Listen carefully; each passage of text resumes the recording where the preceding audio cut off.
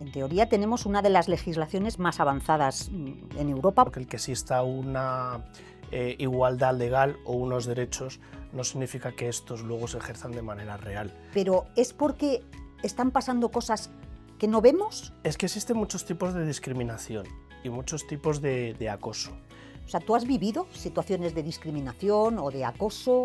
Yo sí he sentido en algunos momentos comportamientos que no terminaban de encajar con una empresa que afirmaba respetar la diversidad y la inclusión de las personas. Vamos a saber qué empresa es mejor o no cumple tanto esta materia si le preguntamos a los empleados que están dentro de esa empresa. Sí.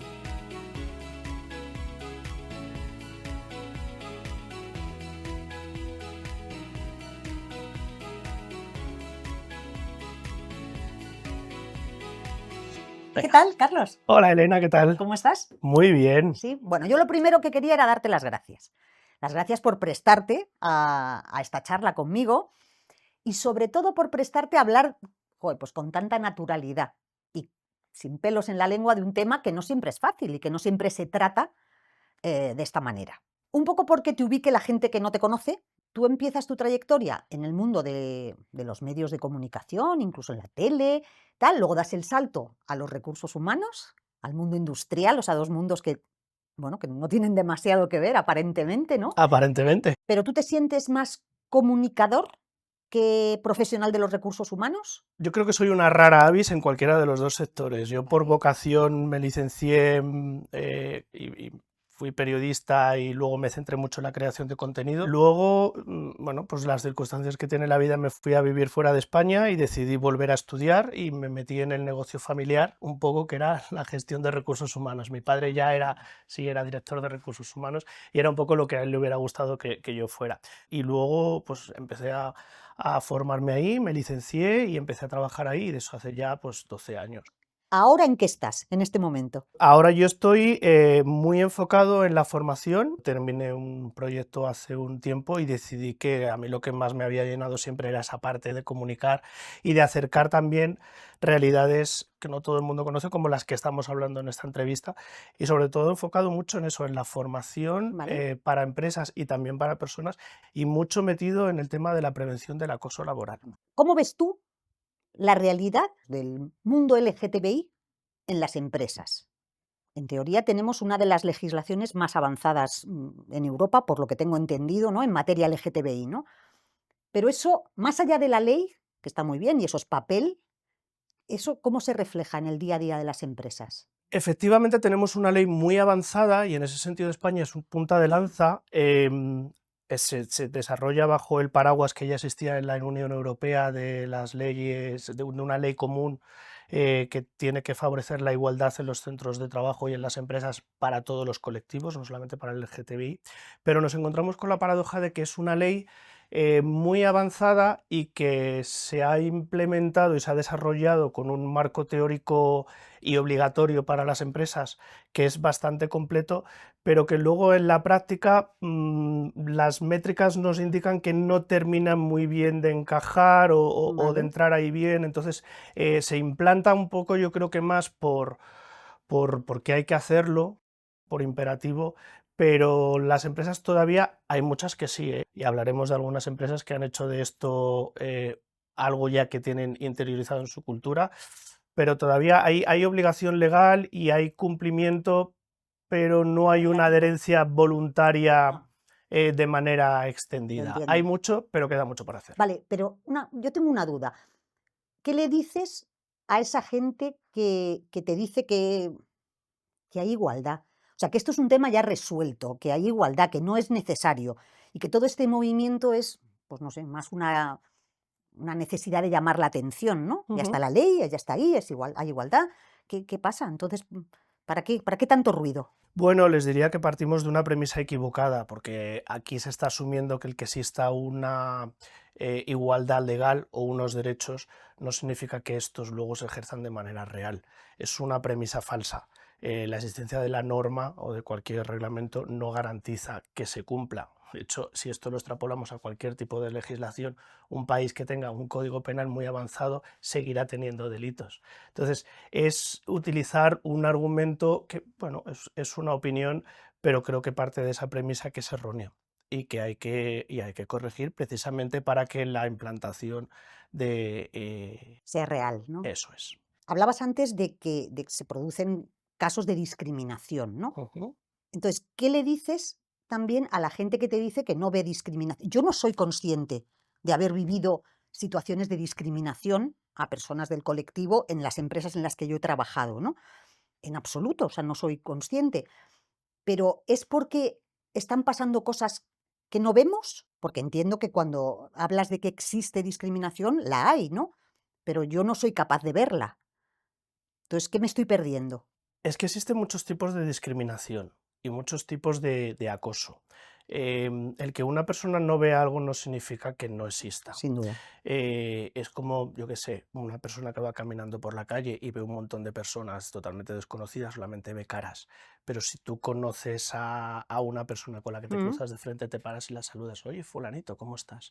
Y en este caso pasa lo mismo para personas que no están entrenadas o que no ven la manera de leer eso, dicen, oye, pues yo lo veo todo normal, pero la falta de conocer un problema no significa que ese problema no exista ahí. Hay muchos tipos de discriminación. Cuando uno habla de discriminación se imagina todavía esos casos que salían en los medios de personas despedidas, de personas que recibían amenazas, de agresiones, que todavía las hay en los centros de trabajo, menos porque existen esas herramientas que se han implementado. Si no se hubieran implementado, vale. es posible que todavía hubiera casos así, pero la discriminación es algo mucho más grande y el acoso que reciben muchas personas LGTBI empieza por cosas muy pequeñas que son difíciles de percibir. Hablamos de patrones de comportamiento, Ujú. hablamos de bromas, hablamos de microagresiones. Una pequeña broma o un comentario malintencionado no es una discriminación. Cuando eso se reproduce a lo largo del tiempo, eso ya está demostrando un patrón.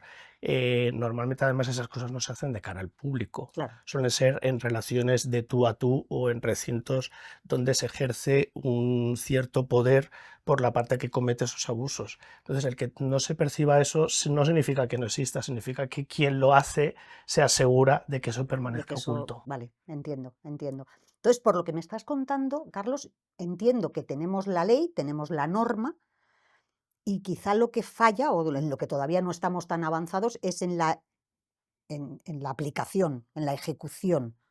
O sea, ahí es donde todavía estamos flojos. Tenemos la norma, eso ya está implementado, pero falta efectivamente esa aplicación diaria. Vamos a tener en cuenta al final que esta ley es una ley bastante reciente, se aprueba en el año 2023. Al principio, Ah, vale.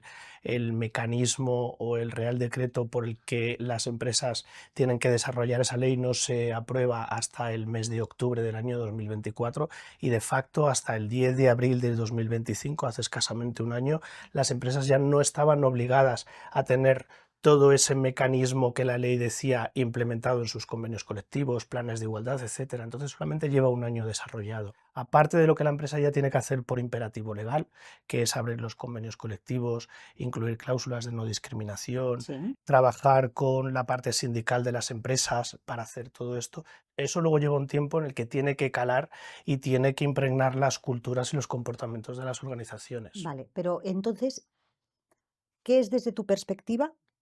¿Qué sería aplicar esto bien en las organizaciones? Aplicar esto bien en las organizaciones implicaría que eso formara parte del core y de la propia filosofía que la organización tiene. ¿Vale? Las famosas culturas, Ujú. misión, visión, valores.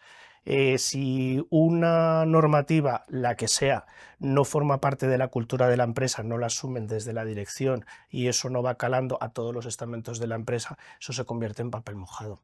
Totalmente. Pero claro, ahí, ¿quién es el responsable entonces? Esto tiene que emanar de la dirección. Vale. Vamos a llevarnos esto, si me permites, a otro ejemplo. Todas las compañías ahora tienen códigos éticos y Ujú. tienen que cumplir una normativa en función de prevención del blanqueo de capitales, de corruptelas, etcétera. Y todas lo tienen y forma parte de sus valores, sus misiones. Y con todo y con eso se ven casos todavía en los que hay empresas que esto luego en la práctica, Sí. aunque lo tienen ya redactado, incluido en todas sus políticas, no lo hacen. Esto es lo mismo. Esas empresas pueden hacer ese tipo de cosas cuando desde la dirección se mira por otro lado, se permite, se tolera. esas empresas que Sí, tienen esas normativas y que cumplen la ley sobre el papel, luego en la práctica, si por la propia organización y desde la dirección eso no emana o se mira para otro lado cuando se sí, cometen esos delitos, eso no sirve para nada, es lo que hablabas del papel mojado. Aquí es lo mismo. claro. Una empresa que lo que tiene que hacer es, porque lo dice la ley, a ejecutar una serie de medidas muchas veces de mínimos y no va más, y eso no lo convierte en algo que forme parte de su cultura e involucra a toda la plantilla, desde los propios directivos hasta los mandos intermedios, que Claro, son muy importantes en este totalmente. Luego te asunto. iba a preguntar por ellos, sí. Es que es esencial. Entonces tenemos esa pirámide en la que todo tiene que emanar de arriba, Ir cayendo en cascada, ¿no? eso es, y formar parte. Que esto se pueda producir en un año es altamente improbable. Bueno, Y normal sola, también, ¿no? Claro, y solamente las empresas que ya han hecho de esto parte de su cultura con anterioridad a la existencia de esa ley, que hay muchas en el mundo y en España tenemos empresas que han prestado atención a esta materia mucho antes, Bueno, esas son las empresas que ahora mismo están bien preparadas para eso. Es un poco como, tú imagínate, cuando entró el euro, estábamos todos preparados, sabíamos que iba a venir, pero luego nos luego te pasamos pilla, durante 2 o 3 años y claro. en concreto las empresas diciendo, madre mía, teníamos que haber hecho esto antes. Pues esto es un poco lo mismo. Oye, y en este sentido, Carlos, ahora se acerca el mes del orgullo, que si no me equivoco es junio, ¿no? Es junio, un mes en el que todas las empresas se despipotan poniendo arcoíris, haciendo campañas, haciendo un montón de acciones de branding probablemente, bueno, pues apoyando el colectivo y apoyando ese mes. Pero luego hay 11 meses durante el año en los que, bueno, pues esas mismas empresas pasan mucho más desapercibidas en este sentido, ¿no?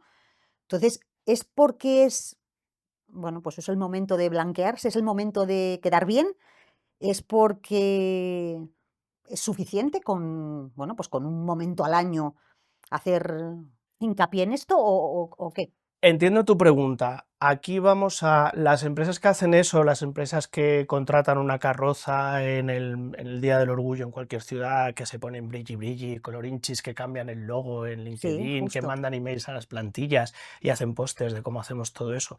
Aquí tenemos de todo. Tenemos empresas que solamente lo hacen precisamente para, bueno, pues clicar y cumplir esa cuota y decir, oye, formamos parte de eso, y el resto del año los empleados no conocen las políticas, no saben.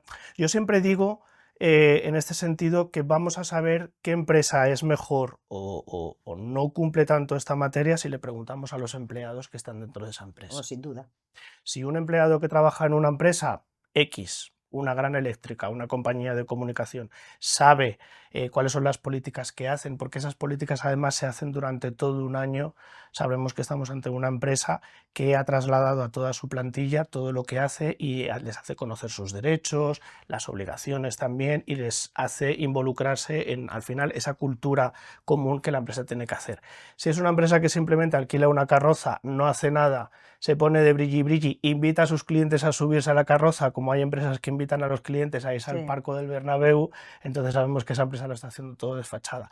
Al final, esto en un plazo corto, bueno, pues le puede servir a la empresa, pero a largo plazo ni los clientes, los stakeholders, la propia plantilla de la Claro. empresa sabe quién lo hace de verdad y quién no. Oye, y en este sentido, entonces entiendo que la incoherencia realmente no está tanto en el discurso empresarial, que el discurso está ahí y está más o menos bien armado, sino en los mandos, que son al final los que en el día a día tienen, no sé si que velar por esto o tienen que, bueno, pues que verse mucho más implicados en que su aplicación sea real, ¿no? Efectivamente, aquí de lo que estamos hablando es que todas las empresas tienen a día de hoy que cumplir una serie de obligaciones en ese aspecto como en otros tantos aspectos, Sí, y luego ya depende de cómo lo hacen, si nos quedamos en ejecutamos, redactamos, publicamos, registramos lo que estamos obligados a hacer y ahí lo dejamos, o si empezamos a trabajar con eso para crear esa masa crítica que permita que nuestra plantilla y nuestros stakeholders, porque también son los clientes que tiene la sí, empresa de fuera, formen parte de esto como algo común.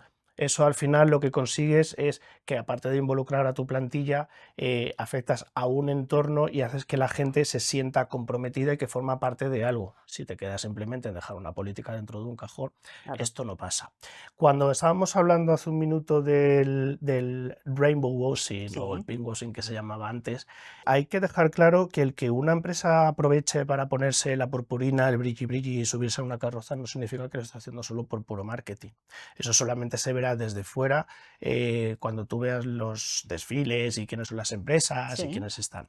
Hay muchas que participan de manera activa y hay muchas que vienen haciendo muchas labores de concienciación a lo largo del año, que crean equipos de trabajo entre los propios empleados para hacer labores externas, que aportan cantidades importantes de dinero para causas. claro, entiendo que en ese caso para ellas no bueno, simplemente un elemento más de tantos como hacen a lo largo del año, ¿no? Eso es, y en ese momento el hacer esto es la oportunidad perfecta para coger y decir, vamos a celebrar esto y a ejemplificarlo y hacer que todo el mundo forme parte de eso, pero también aprovechamos para comunicar lo que hemos venido haciendo los otros 11 meses del Vale, año. entendido. Por ejemplo, te voy a dar dos casos, Venga. ¿vale? Dos casos reales que conozco de primera mano, porque son empresas en las que he trabajado. Tenemos por un lado una empresa que durante todo el año no hace prácticamente nada porque tiene una persona, unas personas en la dirección que no creen en esto, Ujú. que opinan que esto es batalla cultural, que es algo en lo que no tienen que invertir recursos, que están más pendientes de otras métricas, vamos a decir, más económicas y tienen Sí, pensamientos X. Pero cuando llega el mes de junio, pues hacemos eso. Oye, nos ponemos el loguito, mandamos un email a través de la intranet a toda la plantilla. Oye, nosotros estamos muy comprometidos con la diversidad y todas estas cosas. Y ahí se queda. Si luego te pones a ver ciertos comportamientos dentro de esa empresa, quién es la persona que tiene que ser responsable de implementar esas medidas y luego la propia opinión que tienen las personas LGTBI que trabajan en esa empresa, dices, ya. esto no me cuadra. Y luego, por otro lado, yo trabajé en una empresa, esto fue en Estados Unidos, fue una farmacéutica, y que conozco muy bien por haber estado ahí dentro, que esta empresa le dedicaba una cantidad de recursos increíbles a esta y a otras muchas causas a través de los grupos de trabajo, los RGs. A lo largo de todo el año se trabajaba de manera activa, se involucraba en la plantilla, se hacían sesiones de trabajo, congresos, etcétera, y aprovechaban para luego todo eso darlo a conocer y demostrar que la dirección estaba muy involucrada con eso, haciendo un izado de la bandera del arco iris Ya, el primer entiendo, día de te junio. entiendo. Y ahí iba el CEO, se invitaban a todos los trabajadores, esto se grababa, se ponía. Hay quien puede pensar que eso era solamente otra manera de hacer ese rainbow washing, pero ahí tenías al CEO que estaba apoyando esta causa Claro, y que era la persona que daba las instrucciones de vamos a dedicar estos recursos, este capital, a poder trabajar durante todo el año con eso. entendido. Son dos ejemplos contrapuestos de uno que lo hace por guardar Sí, de las manera puntual apariencias, y como puro claro, branding, ¿no? y otro que lo hace creyendo en eso y que dice todo lo que hacemos durante todo el año, este mes que se vea. O sea, me da la sensación escuchándote de que a veces el problema está en que el mando intermedio, bueno, pues asuma un poco como propia esta batalla, ¿no? ¿Por qué es tan difícil a veces bajarlo ahí? Quizá porque ellos, bueno, un poco lo que hablábamos al principio, piensan que no es necesario, o es porque están más centrados en otros temas y esto no les parece prioritario. Los mandos intermedios son, después de la dirección de la empresa, de los CEOs, de los comités de dirección, son los responsables más importantes que hay de que esto luego se implemente, porque al final Recursos Humanos redacta las políticas, pero luego eso se tiene que ejecutar en distintos niveles de ahí. Claro, Los mandos intermedios, salvo que sean personas que están preparadas, han sido entrenadas para eso o que tienen una sensibilidad especial sí, para trabajar con este tipo de cosas, normalmente no tienen ni los recursos, ni la experiencia, ni tienen a quién consultar cuando se encuentran en esas situaciones. Y esto a lo que lleva es que, oye, pues se reduce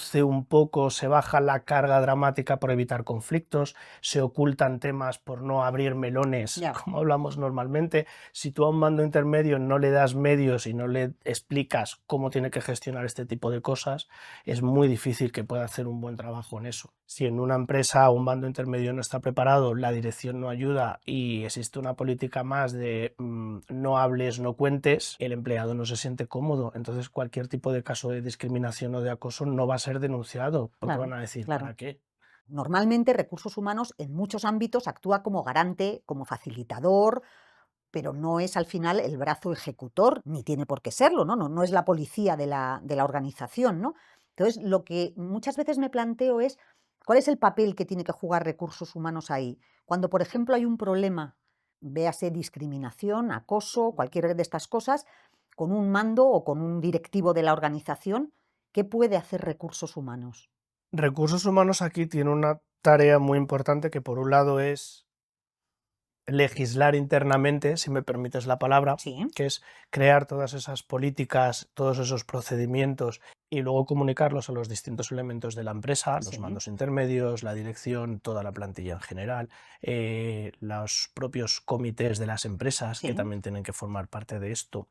Esa es la labor principal que deben cumplir y a partir de ahí comunicar y también preguntar y hacer un seguimiento. Si al final se crean las políticas pero no se hace seguimiento de ellas, esas políticas mueren en un cajón, como muchas iniciativas que se ponen en marcha en las empresas y que luego no van a ninguna parte. Son esos proyectos de, oye, ¿y qué pasó con esto que arrancamos hace 2 años? Ah, bueno, pues que nadie lo Pues ha ahí está, seguido. sí, claro. Entonces, Recursos Humanos ha hecho esa labor de legislación, por así decirlo, y de preparar ese marco, pero luego lo tiene que seguir y tiene que generar una serie de métricas y medir datos que tiene que reportar a la dirección, a la parte social, incluso a los grupos de trabajo si los hay en las empresas, para decir en qué situación estamos y eso ya está generando ese movimiento que permite que eso se ponga en marcha. Si esto muere en el momento que alguien en la dirección te firma un protocolo y ya se queda ahí archivado. Eso me interesa un montón, eso que acabas de decir, ¿no? Porque hablas de métricas. ¿Qué cosas puede medir un departamento de recursos humanos en este sentido?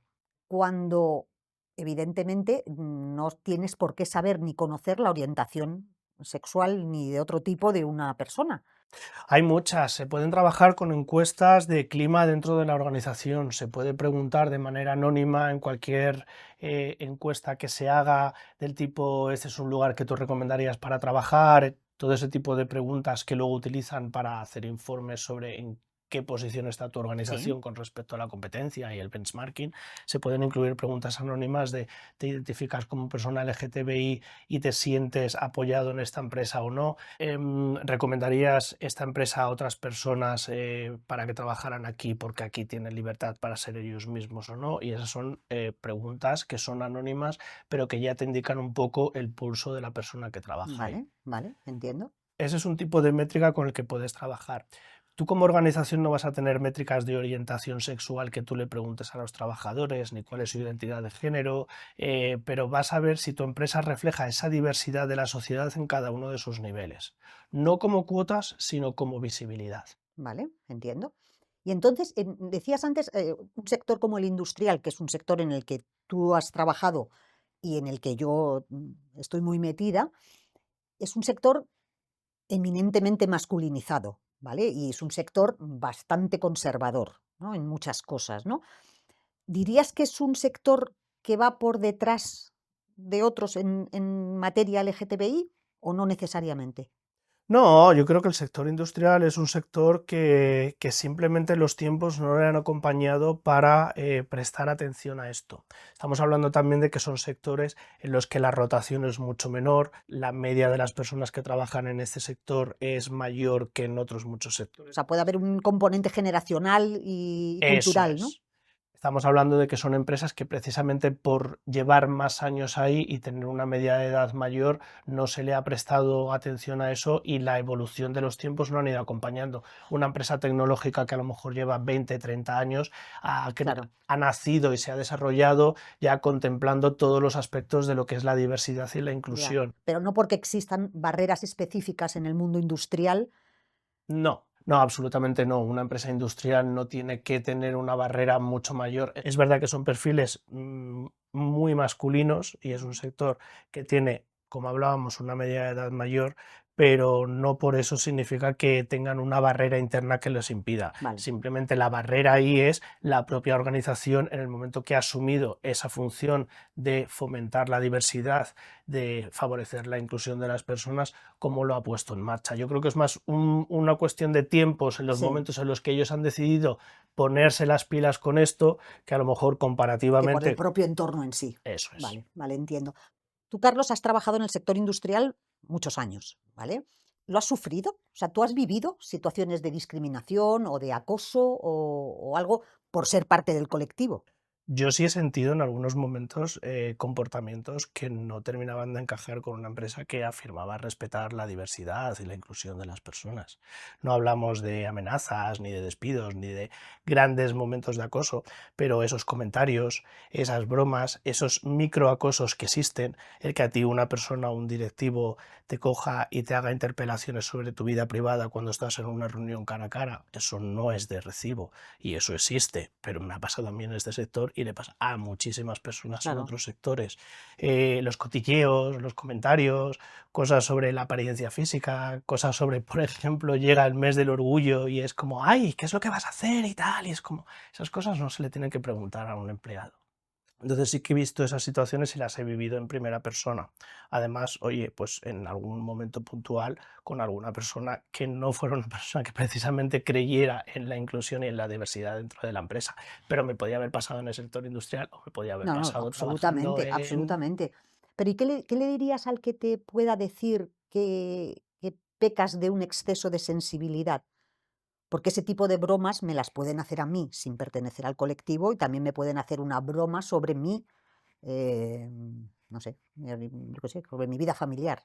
Bueno, yo creo que es que todo lo que signifique hablar e interpelar a alguien sobre la vida privada de esa persona en el trabajo y hacer chanza de ello no es bien recibido. Vale. Y eso puede pasar a una persona del colectivo LGTBI, le puede pasar a una persona por sus motivos religiosos, le puede pasar a una persona por su sexo, por su nacionalidad. Todo ese tipo de bromas ya se sabe cuándo es un microacoso o Ujú. se hace con intención de hacer daño o cuando realmente es un comentario desafortunado. Una persona que ha vivido eso y sabe que es un comentario desafortunado no le va a dar mayor importancia. Pero Entiendo. una persona LGTBI con una religión, de una nacionalidad, de un origen distinto, que ha visto eso, ya va a saber lo que es.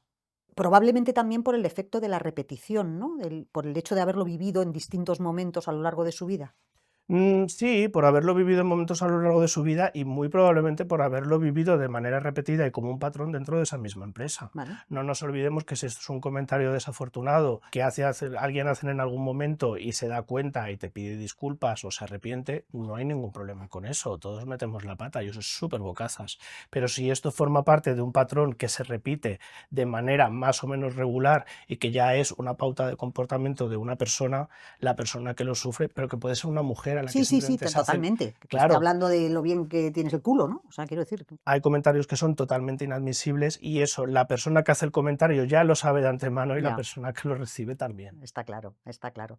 Bueno, Carlos, pues un millón de gracias. Muchísimas gracias por haber venido, por habernos hablado de todo esto. Me parece que es un tema súper interesante y del que siempre tenemos un montón que aprender. Sí, Y y yo creo, Elena, que tendríamos que hacer una segunda parte porque todavía tenemos mucho de lo que hablar. no tengo duda. Claro, se pueden hablar de qué iniciativas se pueden poner en marcha en las empresas, si comparamos España con otros países a lo mejor mucho más Cierto. punteros, las herramientas que las propias empresas no saben que tienen a su disposición y hablar con esas personas. Podemos hablar de métricas, podemos entrar a hablar en la parte del acoso y en la parte de la visibilidad dentro de la empresa. O sea que yo creo que esto Oye, lo que pues nos nos da hace para es una segunda invitar parte. exactamente Pues hecho. eso. Cuenta con ello. Pues cuando quieras y lo hacemos Venga, algo. estupendo, gracias. Gracias.